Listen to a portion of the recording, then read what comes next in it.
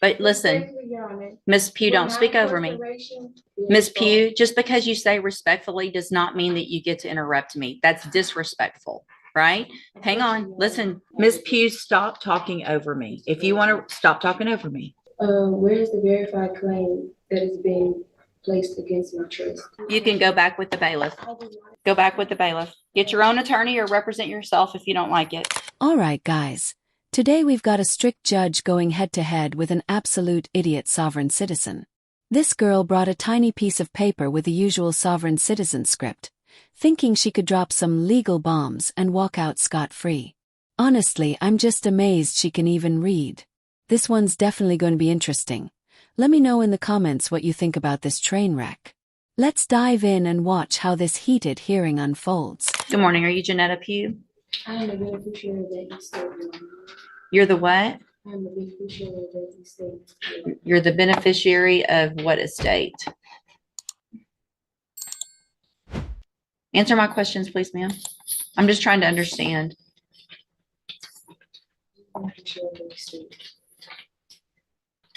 Okay. For the record, I recognize Ms. Pugh. She's been here before. I do as well, for the record. And I looked into Mr. Christopher Wiley. I can't find that person as a practicing lawyer in the state bar page, and I have not been contacted by anybody on Ms. Pugh's behalf.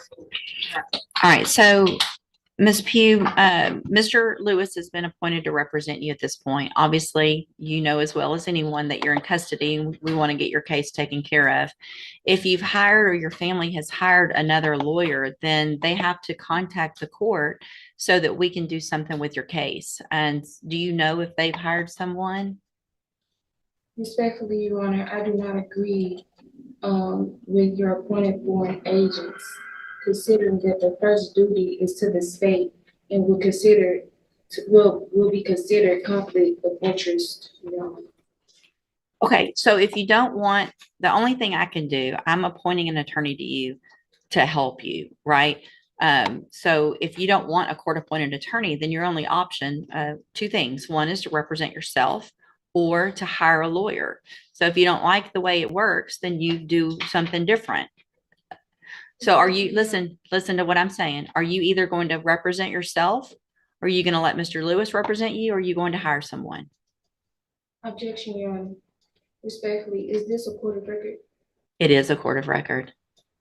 So your objection's overruled. Okay. Respectfully, Your Honor, where is the verified claim that is being placed against my trust? It's right here. It's called an indictment. And Mr. Lewis has a copy of it, and he can show it to you. So that would be the verified claim against you.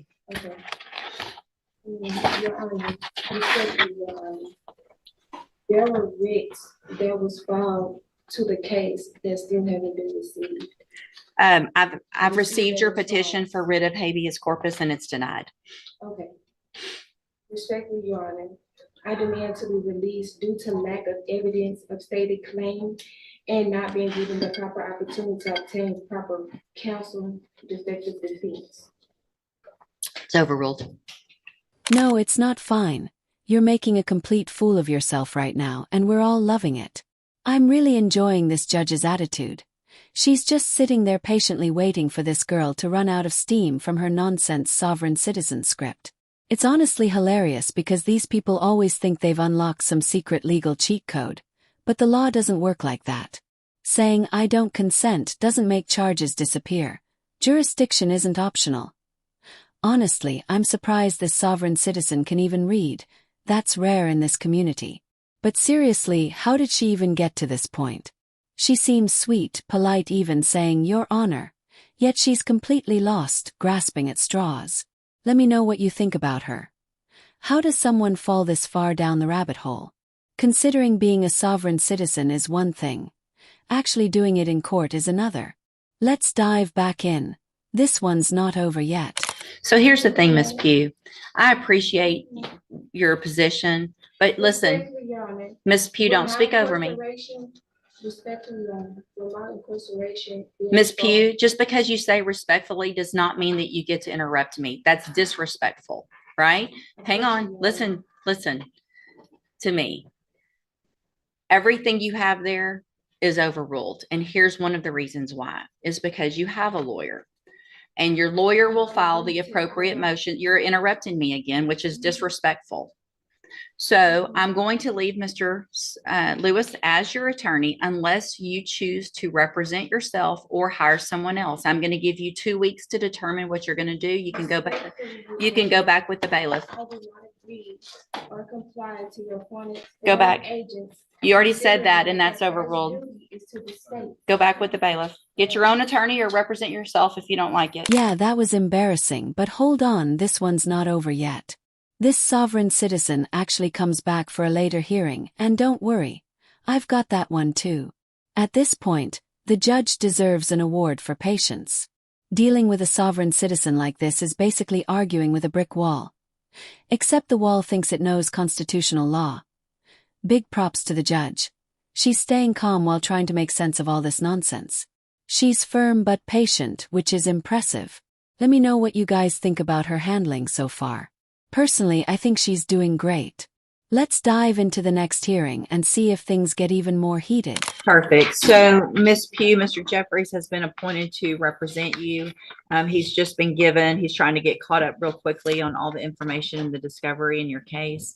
I'm going to reset your case so that he can get all of that. Once he gets it, he'll be out there to go over it with you, and we'll see if we can get an announcement at the next court date.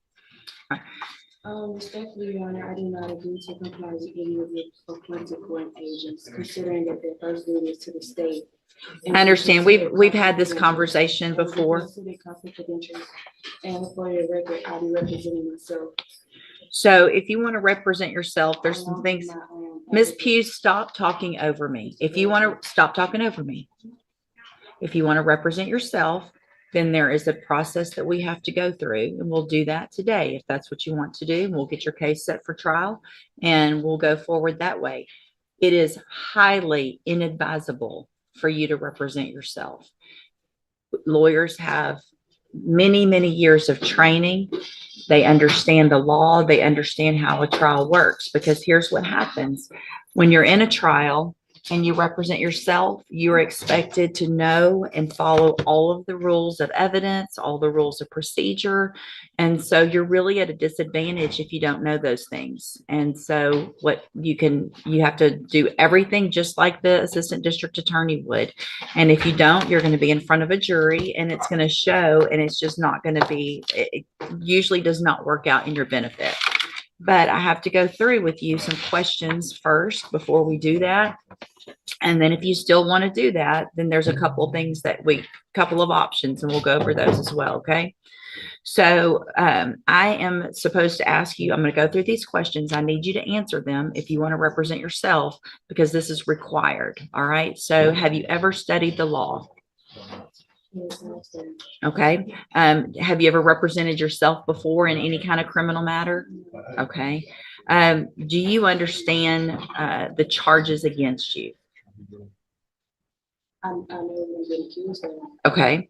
And so do you know, and we've gone over before, I think, what the range of punishment is if you're found guilty on a jury? Do you know what that is? Let's see. Hold on a second. Let me pull you up here.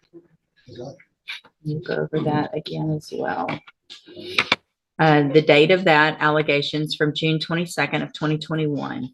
And what that means is if you're found guilty, that the range of punishment that the jury could give you is between 2 years as a minimum punishment up to 10 years in prison, anywhere in between. Do you understand? And you answer out loud just for the record. Do I understand? No, I don't understand. What do you not understand about that? I swear I was literally predicting her next line. Believe it or not, these sovereign citizens have infiltrated my brain.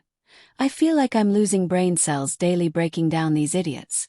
They're insufferable and ignorant, and honestly, it's sad because some probably struggle with mental health.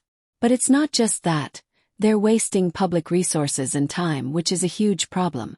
Courts and law enforcement have limited resources, and these people think they can squander it all with their nonsense. On another note, I'm surprised this lady didn't bring her little script from the first clip. Maybe her stint in county jail helped her memorize it. But if she decides to represent herself, she's probably looking at 8 to 10 years. Let's dive back in and see if she actually wants to defend herself. Because if she does, it's not going to look good. I understand, Your Honor. So here's the thing. If you want to represent yourself, by law, you have to be able to understand these things. Otherwise, I've got to appoint an attorney for you. So you can't just say, I want to represent myself because I don't like the attorney or I don't like the process. This is the process that you're in. You live in Texas, you live in the United States. This is the law that applies to your case. So what do you not understand about the range of punishment if you're found guilty? And I'd be glad to explain it. I don't understand because I haven't did anything wrong. That's what a jury's for, right? And so if you say you're not guilty, then you go in front of a jury and they determine after they listen to the evidence if you're guilty or not.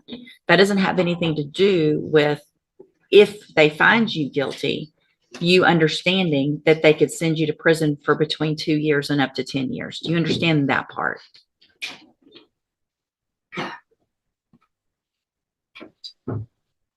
What are you, yes or no? No, you don't understand that. So, Ms. Pugh, it's my understanding, I'm not going to allow you to represent yourself because you don't understand the law and the process. So we're on question number 4 out of 15 that I'm supposed to ask you. So Mr. Jeffries is going to stay on your case. I don't care what you want at this point. You can't do it. All right, you can go back with the bailiff. I'm done. Go back with the bailiff. Go back with the bailiff.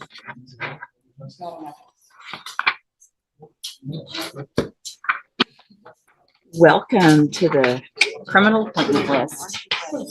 Yeah, fun, Jen. This was not meant to be any kind of punishment, I promise. So Mr. Jeffries, just, get ready like you would. Probably it's going to go straight onto a jury. Right, I would And assume. we'll just get it figured out that way. I think this judge deserves a 10 out of 10. Let me know if you disagree.